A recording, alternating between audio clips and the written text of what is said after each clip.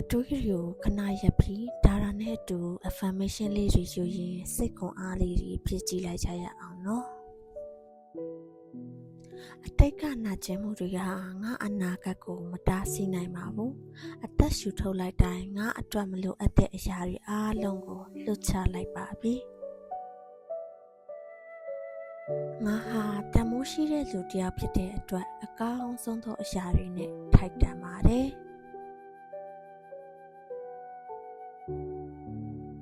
ဘယ်လိုအခြေအနေမျိုးမှာမဆိုတည်ငြိမ်စွာရင်ဆိုင်နိုင်တဲ့ခွန်အားတွေငါစီမှာရှိပါတယ်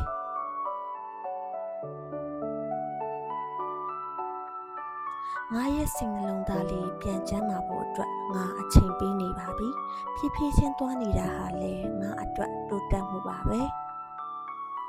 ဒီ affirmation လေးကိုယူပြီးတဲ့အချိန်မှာကိုယုံကြည်ပေးပါသင်ဟာအရင်ကထပ်ပိုပြီးကြန့်ခိုင်နေပါပြီသင်ရဲ့စိတ်ခွန်အားတွေပြန်လည်ပြည့်ဝလာပါစေလို့စိုးပိုင်ဒါရာမှဆုမွန်ကောင်းတောင်းပေးလိုက်ပါတယ်